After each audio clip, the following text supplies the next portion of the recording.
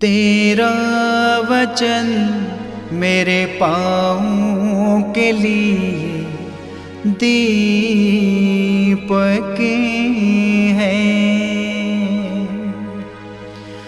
और मेरे मार्ग का उजियाला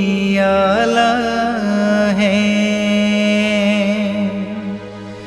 तेरा वचन मेरे पाँवों के लिए दीपक है।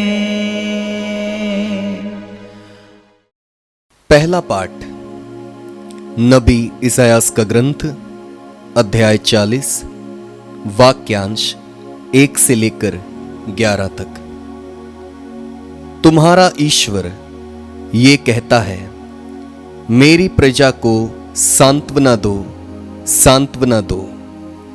यरूशलेम को ढारस बंधाओ और पुकार कर उससे ये कहो कि उसके विपत्ति के दिन समाप्त हो गए हैं और उसके पाप का प्रायश्चित हो चुका है।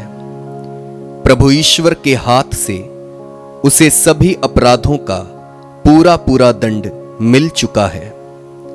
यह आवाज आ रही है, निर्जन प्रदेश में प्रभु का मार्ग तैयार करो, हमारे ईश्वर के लिए मैदान में रास्ता सीधा कर दो। हर एक घाटी भर दी जाए, हर एक पहाड़ और पहाड़ी समतल की जाए।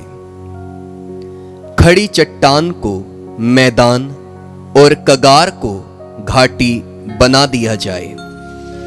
तब प्रभु ईश्वर की महिमा प्रकट हो जाएगी और सब शरीरधारी उसे देखेंगे, क्योंकि प्रभु ने ऐसा ही कहा है। मुझे एक वाणी ये कहती हुई सुनाई पड़ी, पुकार कर सुनाओ।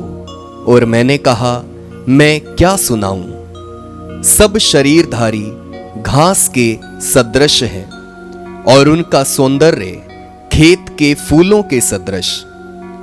जब प्रभु का श्वास उनका स्पर्श करता है तो घास सूख जाती है और फूल मुरझाता है।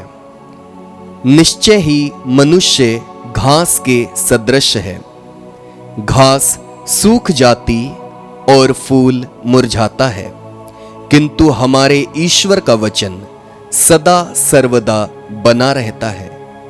सियोन को शुभ संदेश सुनाने वाले ऊंचे पहाड़ पर चढ़ो, यरूशलेम को शुभ संदेश सुनाने वाले अपनी आवाज ऊंची कर दो। निडर होकर यूदा के नगरों से पुकार कर ये कहो, यही तुम्हारा ईश्वर है। देखो, प्रभु ईश्वर सामर्थ्य के साथ आ रहा है और सब कुछ अपने अधीन कर लेगा। वो अपना पुरस्कार अपने साथ ला रहा है और उसका विजयोपहार भी उसके साथ है।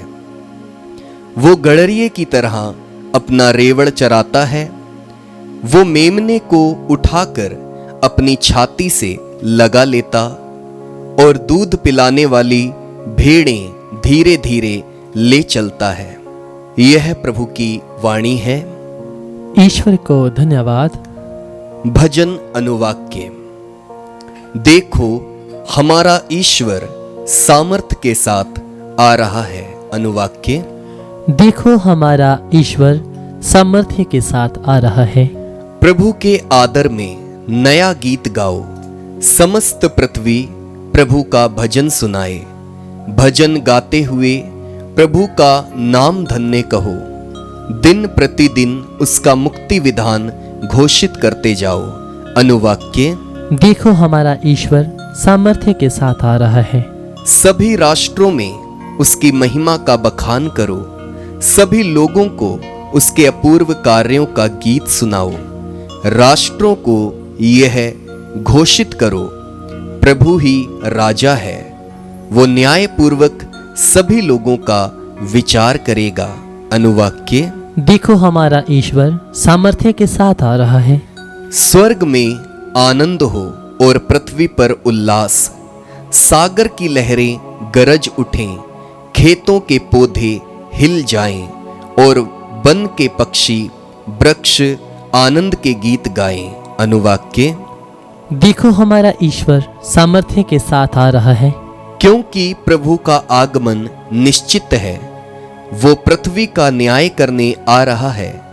वो धर्म और सच्चाई से संसार के राष्ट्रों का शासन करेगा। अनुवाक्य। देखो हमारा ईश्वर सामर्थ्य के साथ आ रहा है। जय घोष। हालेलुया।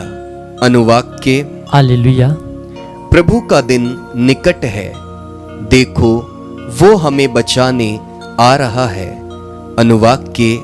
हालेलुया। संत मत्ती के अनुसार पवित्र सुसमाचार अध्याय 18 पद संख्या 12 से 14।